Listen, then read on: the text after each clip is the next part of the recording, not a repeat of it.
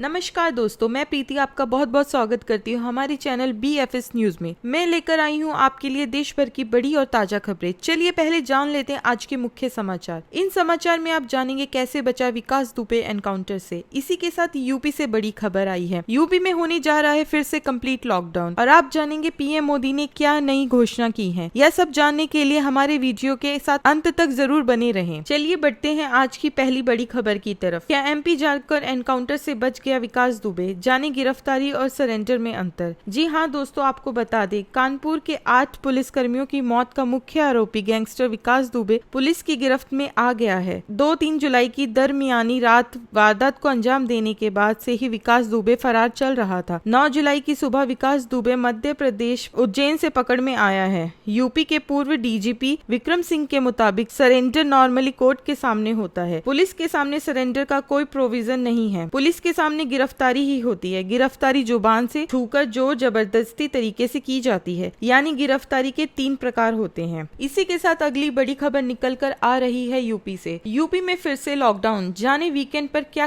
कर सकेंगे और क्या नहीं। जी हाँ दोस्तों, एक बार फिर होने जा रहा है लॉकडाउन। कोरोना संकट के बीच उत्तर प्रदेश में वीकेंड लॉकडाउन लगने जा रहा है। उत्तर प्रदेश में कोरोना केस में लगातार वृद्धि हो रही है। लॉकडाउन के दौरान प्रदेश के सभी शहरी और ग्रामीण क्षेत्रों में बाजार, हाट, गला मंडी और कार्यालय सब बंद रहेंगे। लॉकडाउन के दौरान आवश्यक सेवाओं पर कोई रोक नहीं होगी। आवश्यक सेवाएं जैसे स्वास्थ्य और चिकित्सीय सेवा से जुड़ी आवश्यक वस्तुओं की पूर्ति पहले की तरह होती रहेगी। इन सेवाओं से जुड़े लोगों के आने जाने पर कोई प्रतिबंध नहीं होगा। बढ़ते हैं अगली बड़ी खबर की ओर। विदेश मंत्रालय ने कहा, हम कुलभूषण जाधव की जान बचाने की कोशिश करेंगे। एक और बड़ी खबर हमारे विदेश मंत्रालय की तरफ से निकल कर आ रही है। जी हाँ दोस्तों, विदेश मंत्रालय के प्रवक्ता ने कहा कि कुलभूषण जाधव की जान बचाने को लेकर हम अपने कानूनी विकल्पों का इस्तेमाल करेंगे। हम उनकी जान बचाने को लेकर प्रतिबद्ध हैं। पाकिस्तान ने एक दिन पहले यह दावा किया था कि जाधव ने रिव्यू पिटीशन दायर करने से इनकार कर दिया है। इससे पहले पाकिस्तान की जेल में कैद कुलभूषण जाधव के मामले में पर विदेश मंत्रालय के प्रवक्ता ने कहा था कि कूटनीतियों के माध्यमों से कोशिश कर रहे हैं कि जाधव के मामले में ICJ के फैसले को पूर्ण और प्रभावी रूप से लागू किया जाए। बढ़ते हैं अगली बड़ी खबर की ओर। देश के संरक्षित स्मारकों में हो सकेगी फिल्मों की शूटिंग, सरकार जल्द देगी इजाजत। जी हाँ दोस्तों, आपको बता दें कि अब देश के संरक्षित स्मारकों में फिल्म की शूटिंग हो सकेगी। केंद्र सरकार इस बारे में इसी महीने फैसला लेगी और दिशा निर्देश जारी करेगी। केंद्रीय संस्कृति एवं पर्यटन राज्य मंत्री प्रहलाद सिंह पटेल के मुताबिक भारतीय पुरातत्व सर्वेक्षण विभाग इस पर विचार कर रहा है कि कम लोकप्रिय और भूले बिसरे स्मारकों की फिल्मों की शूटिंग की इजाजत दी जाए। बढ़ते हैं अगली बड़ी खबर की ओर। दिल्ली में कोरोना के 2000 से ज्यादा नए केस, पुलिस के ASI ने गंवाई जान। जी हाँ दोस्तों, आपको बता दें दिल्ली पुलिस के एक अधिकारी की भी गुरुवार को कोरोना से मौत हो गई है। स्पेशल ब्रांच में तैनात ASI जीवन सिंह की सर गंगाराम अस्पताल में मौत हो गई है। वह 23 जून से अस्पताल में भर्ती थे। इसी के साथ बढ़ते हैं अगली बड़ी खबर की ओर। BCCI ने CEO राहुल जौहरी का इस्तीफा किया मंजूर। BCCI ने सुप्रीम कोर्ट से नियुक्त जस्टिस लोढ़ा कमेटी की सिफारिशों पर अमल करते हुए राहुल जौहरी को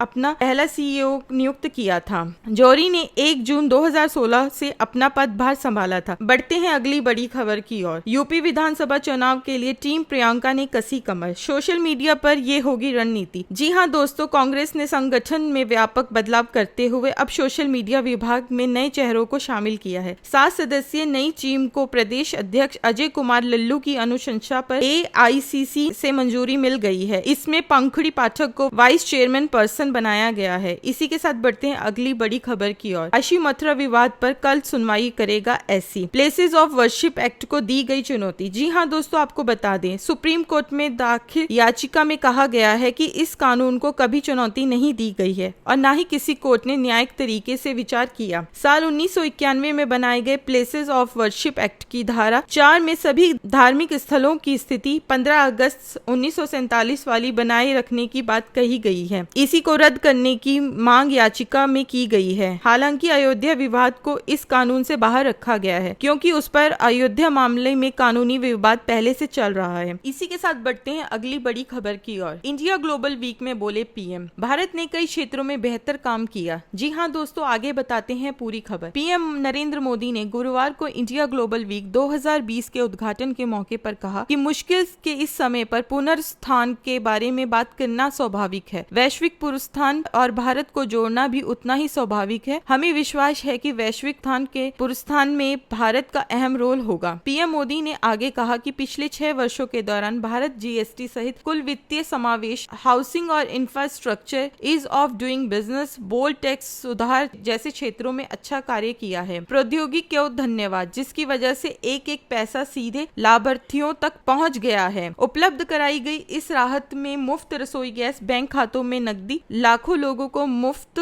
अनाज आदि शामिल है। इसी के साथ बढ़ते हैं अगली बड़ी खबर की ओर। एमपी पुलिस ने 8 घंटे की विकास से पूछताछ, उज्जैन एसपी ने पकड़े जाने की बताई पूरी स्टोरी। जी हां दोस्तों, आगे बताते हैं पूरी खबर। मनोज कुमार सिंह ने कहा कि विकास दुबे ने गार्ड को अपना नाम और गलत पहचान बताया। शक होने पर गार्ड ने पुलिस को इसके बारे में जानकारी दी। इसके बाद उसे गिरफ्तार कर लिया गया। उन्होंने कहा कि उज्जैन पुलिस ने विकास दुबे के गिरफ्तार करके बहुत सराहनीय काम किया है। अगर जरा सी भी चूक हो जाती तो वह अपराधी भाग सकता था। बढ़ते हैं अगली बड़ी खबर की ओर। कोरोना ने दी बहुत बड़ी सीख। जी हां दोस्तों, आपको भी अपनानी चाहिए। साल 2020 से पूरी दुनिया में शुरू हुई कोरोना महामारी ने सभी लोगों को परेशान कर दिया है। महामारी ने लोगों को बता दिया है कि निवेश से ज्यादा जरूरी है बीमित होना। एक आदमी पैसा तो कमा सकता है, लेकिन अगर व्यक्ति के पास टर्म बीमा या फिर स्वास्थ्य बीमा नहीं है तो कमाया हुआ पैसा किसी काम का नहीं है। ऐसे में अब लोगों के लिए पूरे परिवार का बीमा खरीदना काफी जरूरी हो गया है। इसी के साथ बढ़ते हैं अगली बड़ी खबर की ओर। नेपाल में भारतीय न्यूज चैनल बैन, पाक और चीन के चैनल रहेंगे चालू। जी हां दोस्तों, आपको बता दें, नेपाल के केपी शर्मा ओली सरकार ने भारतीय मीडिया की कवरेज पर बैन लगाने का फैसला किया है। नेपाल सरकार के प्रवक्ता युवराज खटीवड्डा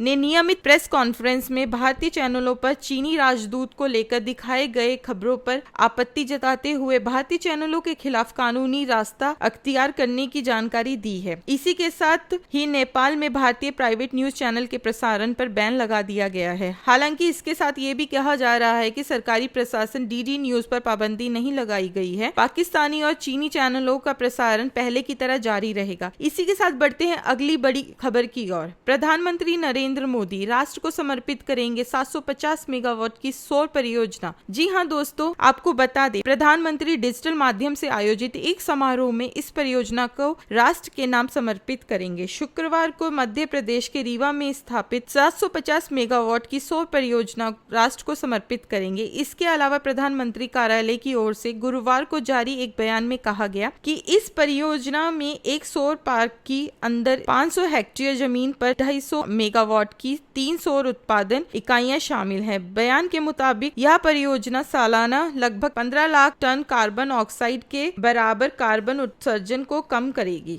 हमारे साथ अंत तक बने रहने के लिए धन्यवाद। हम आपके लिए ऐसे ताजा और सच्ची खबरें लेकर आते रहेंगे। धन्यवाद।